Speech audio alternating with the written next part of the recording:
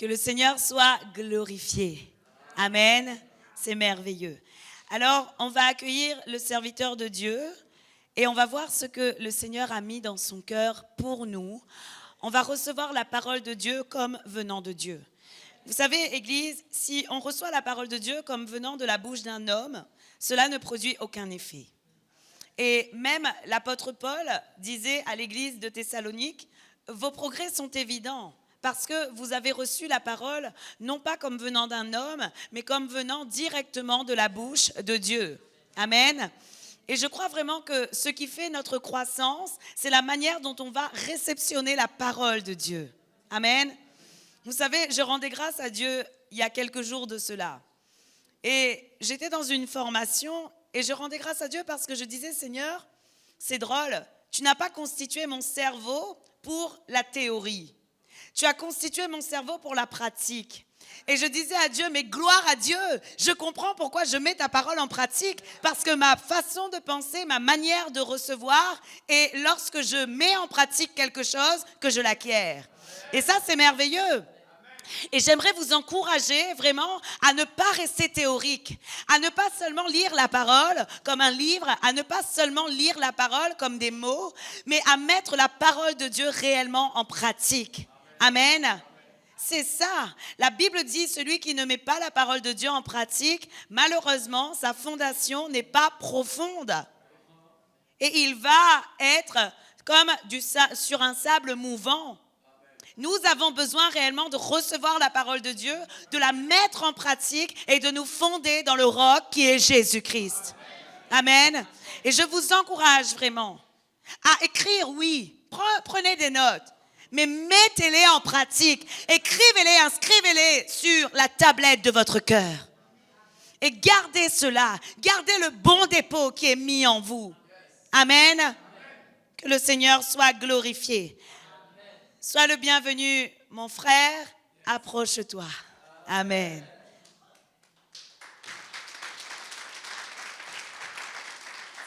Merci beaucoup, mon pasteur. Alléluia. Amen, peuple de Dieu. Amen, peuple de Dieu. Bonsoir, peuple de Dieu. Alors, je ne suis pas venu seul, je suis venu avec mon épouse. Elle va passer pour vous saluer. C'est pas bon? C'est pas bon?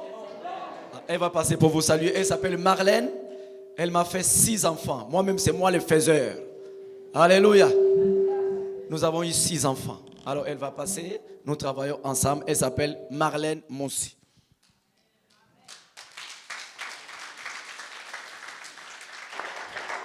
Alléluia.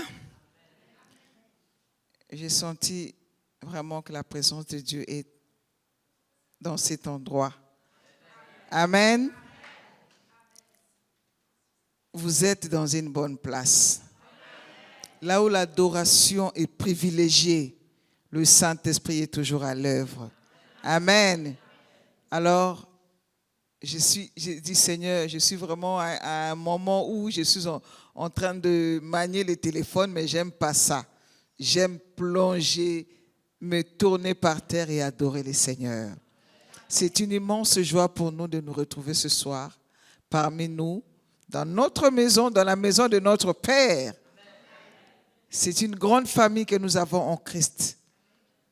Nous vous aimons de tout notre cœur. Espérons que nous puissions continuer cette marche ensemble jusqu'à notre destination qui est la Nouvelle Jérusalem. Que Dieu vous bénisse abondamment.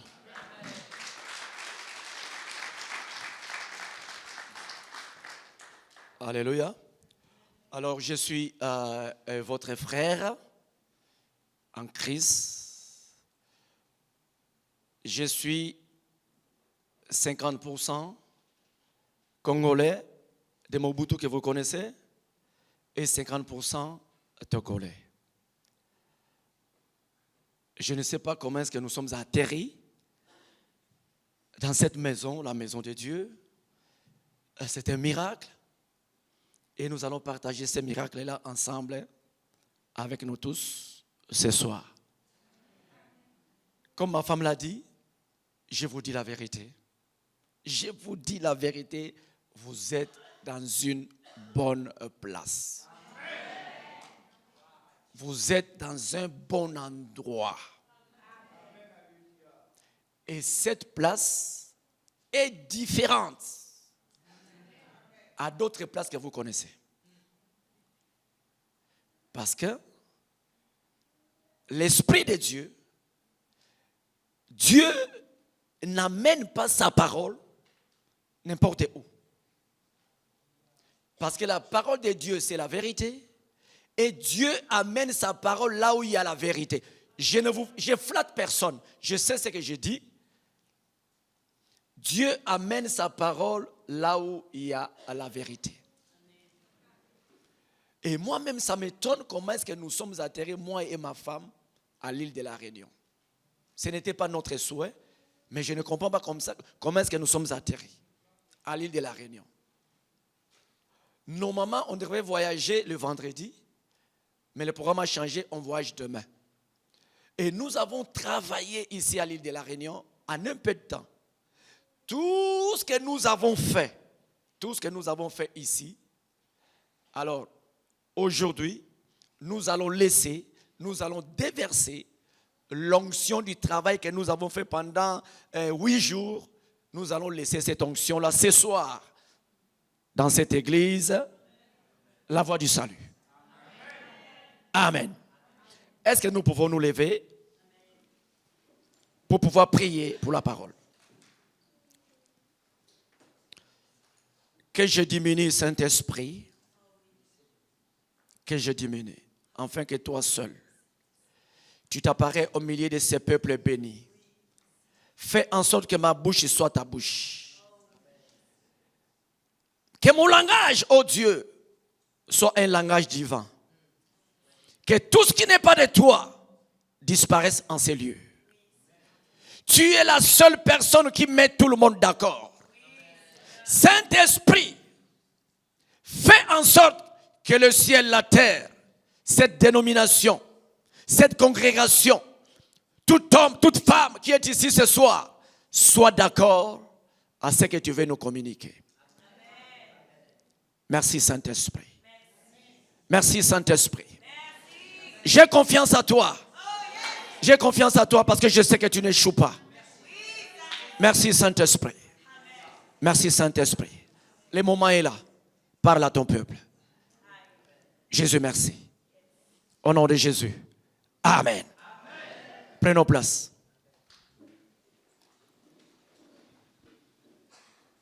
Est-ce que nous pouvons aller dans les Écritures?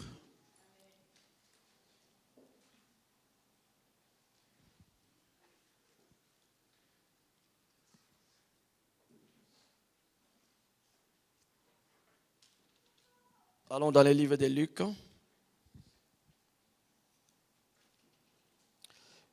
Luc chapitre 15.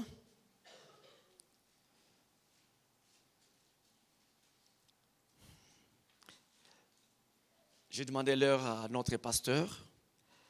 Il m'a dit, pasteur, monte. Donc nous allons monter. J'aime comme ça, nous allons monter. Tout ce qui est dans mon ventre, ça va sortir. Après, je vais vous laisser. Amen. Allons dans le livre de Luc chapitre 15, versets 11 à 24.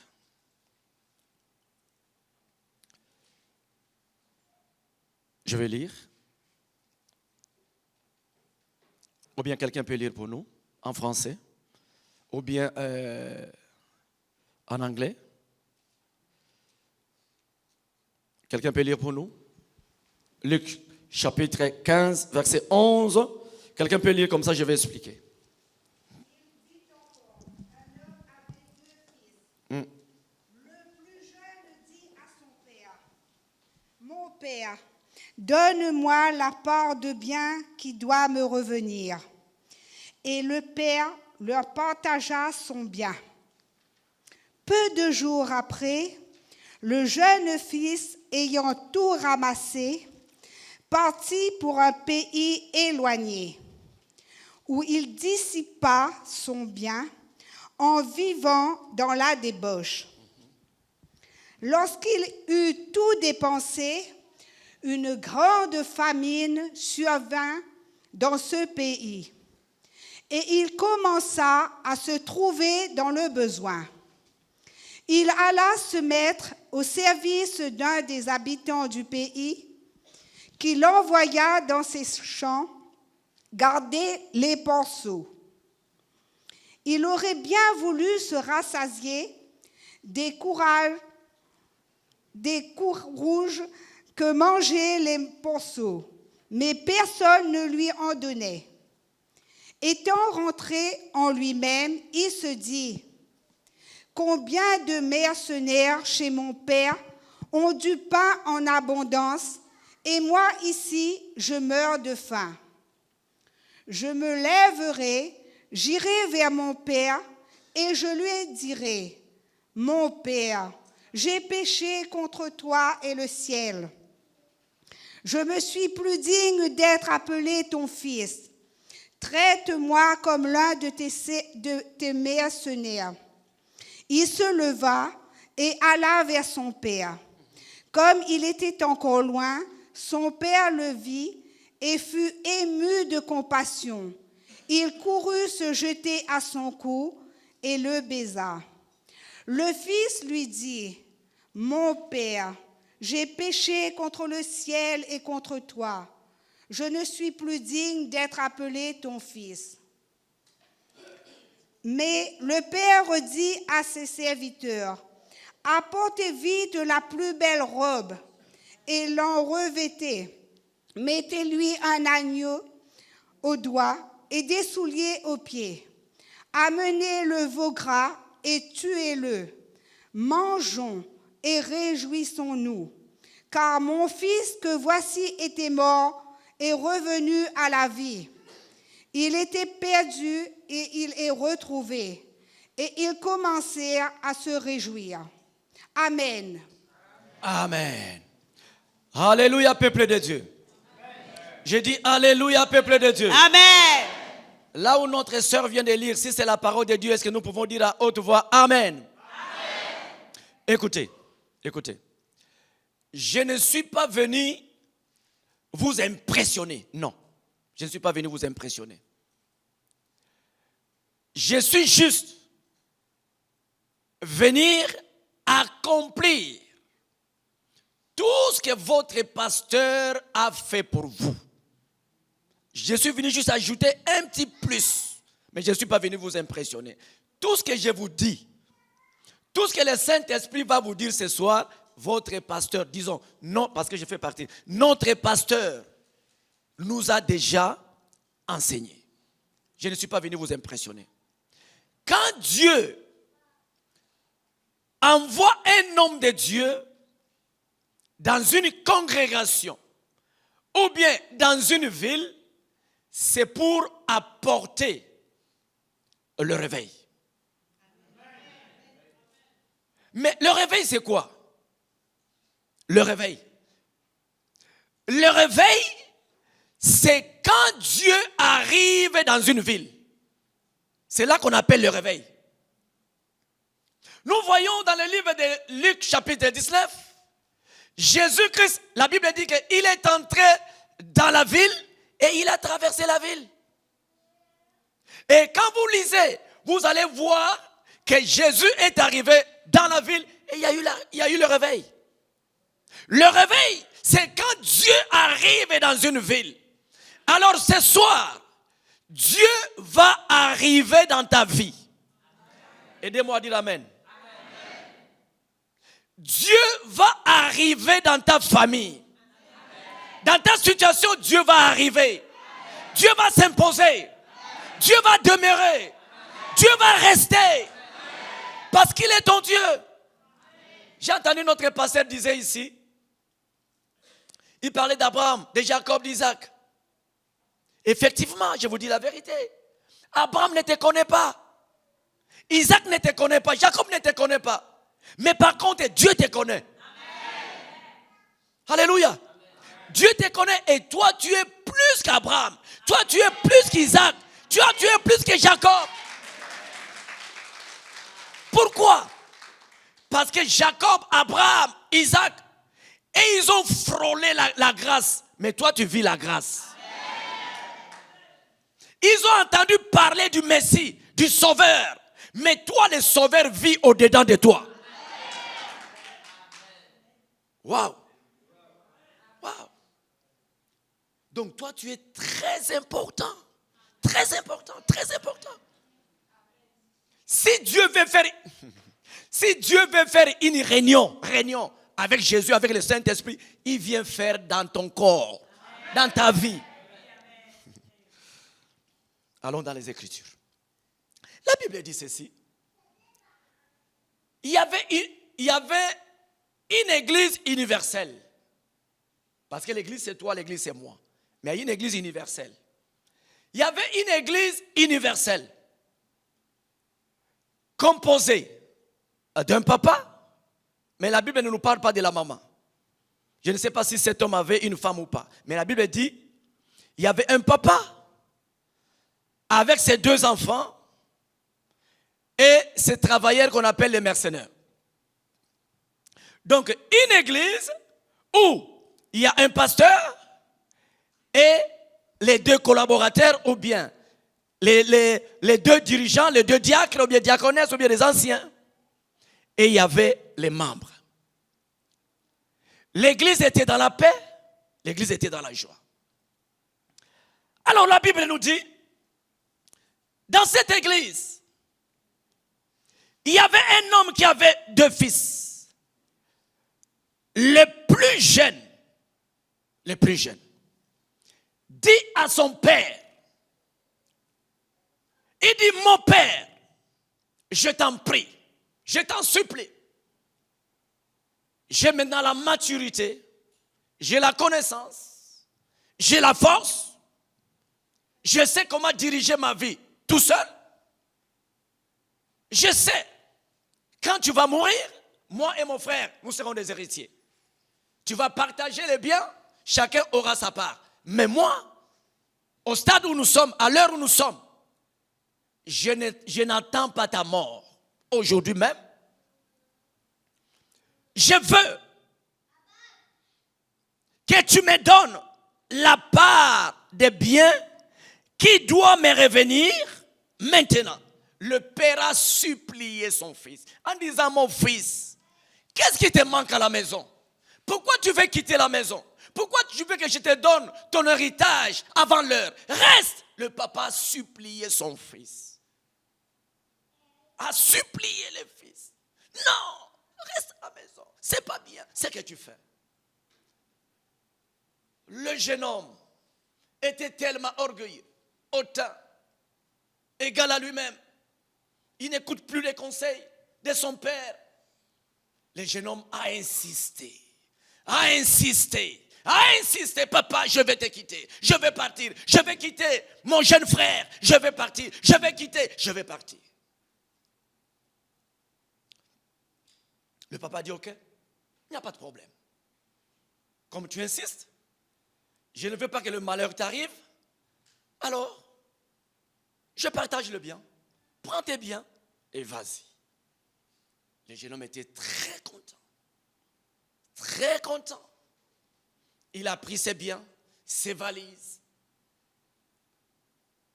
Il est parti. Le père lui demande, tu vas où? Il dit, ce n'est pas ton affaire. Ça ne te regarde pas. Moi, l'essentiel est que tu me libères. Comme tu m'as libéré, laisse-moi partir. Le jeune homme est parti. La Bible dit, peu de jours après, le plus jeune fils, ayant tout ramassé, parti pour un pays éloigné. Pour un pays éloigné. Arrivé là-bas, il commença à distribuer, à partager, à faire sa vie. La Bible dit qu'il vivait dans la débauche. Qu'il vivait dans la débauche dans un pays éloigné, sans la présence de son père, sans la protection de son père. Il commençait à vivre dans la débauche, aller dans les boîtes de nuit, aller dans les bars, boire l'alcool, fumer la cigarette, faire n'importe quoi, chercher les femmes, parce que il était seul, sans la protection. Et écoutez-moi très bien, mes bien-aimés dans le Seigneur. Le verset 14 nous dit, lorsqu'il eut tout à dépenser, une grande famine survint dans ces pays là où il est parti, dans les lieux où il est parti. Il y a des fois, bien aimés, nous faisons de bonnes choses au mauvais moment, à un mauvais endroit. Il y a des choses et nous faisons de mauvaises choses à un bon endroit. Ce jeune homme commençait à dépenser tout ce qu'il avait. Et il y a eu la famine. Et il commença à se retrouver dans le besoin parce que l'argent est fini. Il n'avait plus rien. L'or est fini, l'argent est fini. Il commença à trouver dans les besoins. Alors, comme il y a la famine dans la ville, lui-même, il a faim.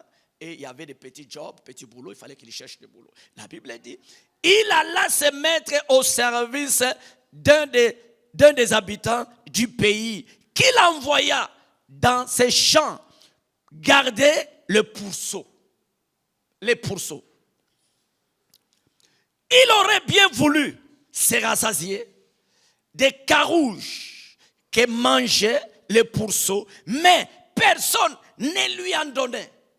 Quelqu'un qui était heureux commençait maintenant à quémander, à chercher de quoi à manger. Nous continuons la lecture. Alors, comme il y avait la famine, il dormait dehors. Il n'avait pas où se laver. Il n'avait rien à manger. Alors, la conscience commençait à revenir. Sa conscience. Ça commençait à revenir. Il commençait à parler au-dedans de lui-même. Les pensées commençaient à aller de gauche à droite. Alors, comme Dieu est toujours amour, Dieu a ramené ses pensées dans son passé. La Bible dit, étant rentré à lui-même, il se disait à lui-même et non à personne, combien de mercenaires chez mon père ont du pain en abondance? Et moi ici dans le désert, moi ici dans le pays étranger, moi ici il fait nuit, moi ici dans le ténèbre, je meurs de faim. Waouh, je meurs de faim. Alors le verset 18, il dit, un jour, pas aujourd'hui, un jour, en anglais on dit one day, un jour, chaque chose a son temps. Chaque chose a son temps. Chaque chose a son temps. Mais un jour, il y a un temps de libérer mon père, il y a un temps de retourner vers mon père, il y a un temps de souffrir, il y a un temps de retourner dans l'abondance. Un jour,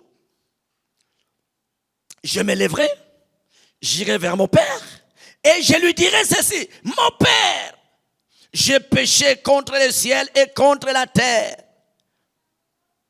Et contre la terre.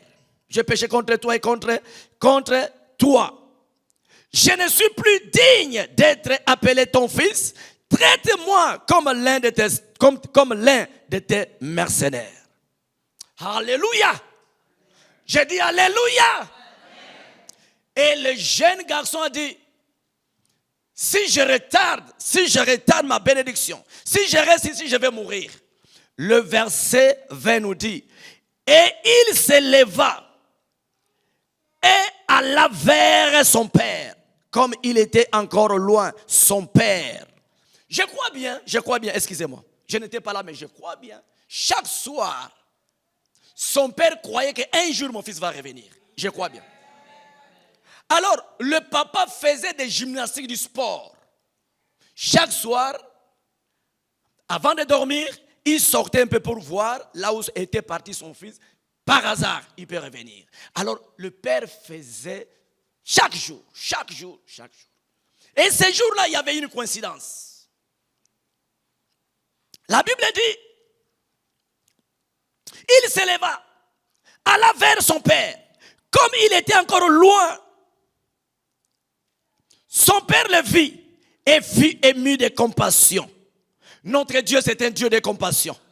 Dieu ne nous traite pas selon nos péchés, Mais Dieu nous traite selon son amour, selon sa bonté, selon sa fidélité.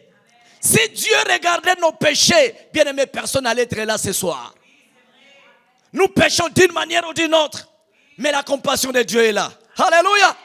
La Bible dit que son père, ému de compassion, il y courait. Écoutez, l'enfant venait, le papa pouvait même rester debout, attendre son enfant venir. Mais la Bible dit que quand le papa vit l'enfant venir fatigué, avec une canne, des habits déchirés, il priait. Alors, il n'avait plus la force parce que ça fait longtemps, il n'a pas mangé.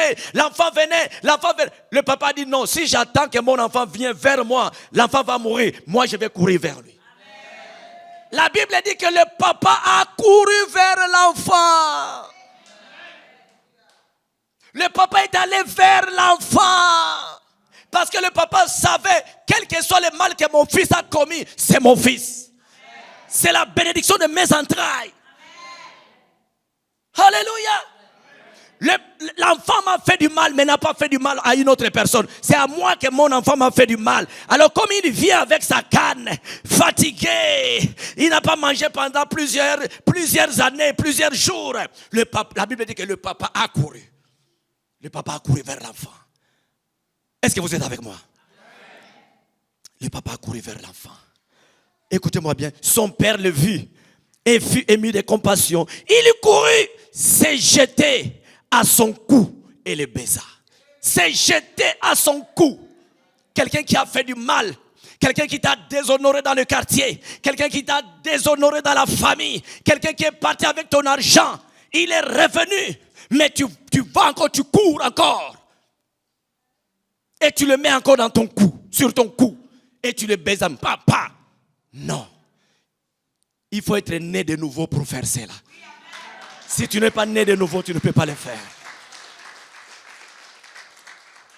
Écoutez. Et le fils lui dit, mon père, j'ai péché contre le ciel, contre toi. Je ne suis plus digne d'être appelé ton fils. Écoutez la réponse du papa. Le papa répond, mais le père dit, non, mon fils, tu y es toujours mon fils. Tu y es tout, quel que soit le mal que tu as commis, tu es toujours mon fils. Je t'aime depuis le premier jour que tu étais dans le ventre de ta mère. Je t'aime depuis que tu as fait 9 mois dans le ventre de ta mère. Je t'aime depuis le jour que tu es sorti, tu as pleuré. Je t'aime depuis le jour que je t'ai donné le nom. Je t'aime. Allez, viens. Le père a pris son fils, l'a amené dans la maison. Il a appelé maintenant l'église, les membres de l'église. Il a appelé maintenant ses serviteurs, les mercenaires, en disant ceci. Écoutez l'amour du Père. Écoutez l'amour de Dieu. Écoutez l'amour du Père. Alléluia. Le Père dit à ses serviteurs, écoutez, ça c'est mon fils. Je ne veux pas que quelqu'un parle mal de lui. Je ne veux pas que quelqu'un puisse l'importuner. Je ne veux pas que quelqu'un puisse dire, il était parti, pourquoi il est revenu encore? Je ne veux pas que quelqu'un murmure contre lui. Il m'a fait du mal, il ne vous a pas fait du mal. Alors obéissez à ce que je vous dis. Écoutez-moi. Tous les mercenaires ont dit, oui patron. Mais le père dit à ses serviteurs, apportez vite la plus belle robe et l'en revêtez. Mettez-lui un anneau au doigt et des souliers aux pieds. Amenez les veaux gras, tuez-les, mangeons et réjouissons-nous. Et réjouissons-nous. Ce soir, j'ai une bonne nouvelle pour vous. Dieu m'a envoyé pour vous dire que ça c'est le temps de la réjouissance. Ah bon? Ça c'est le temps de la réjouissance. Le Père a dit, réjouissons-nous. Même si tu n'as pas la joie, par force tu dois te réjouir. Alléluia. Réjouissons-nous. Alors, quand j'ai médité ces passages, j'ai dit au Saint-Esprit, qu'est-ce que tu veux parler par là? Le Saint-Esprit m'a dit, Donatus, tu vas diviser ces passages à 3 grandes parties. Avec ces 3 grandes parties, nous allons donner 3 thèmes. On va diviser ces passages en 3 parties et on va donner 3 thèmes. Première partie commence du verset 11 jusqu'au verset 16. Première partie. Première partie commence du verset 11 jusqu'au verset 16. Je vais lire.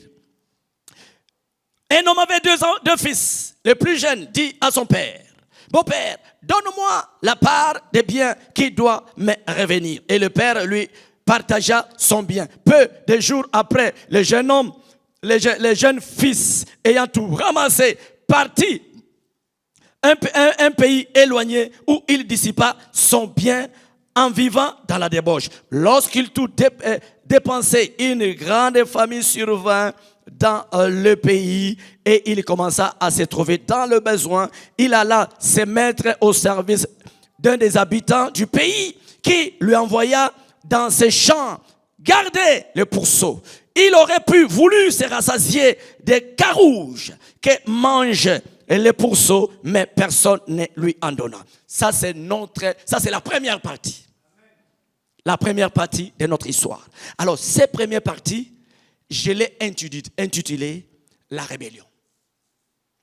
La rébellion.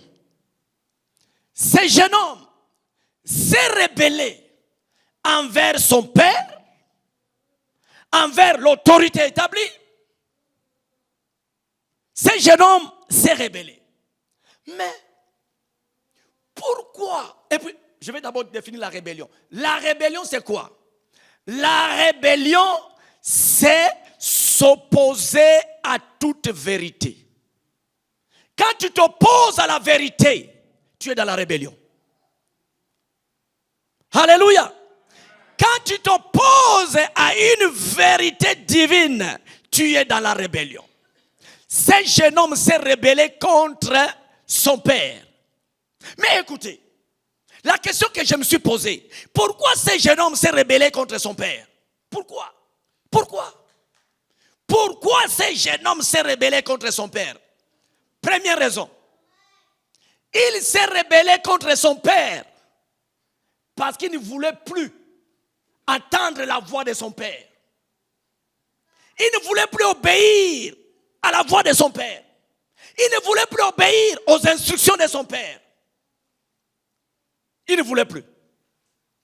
La première raison qui a poussé à ce jeune homme de se rebeller contre son père, il ne voulait plus entendre la voix de son père et obéir à la voix de son père. Il y a une différence entre entendre et écouter. Tu peux entendre sans pour autant écouter.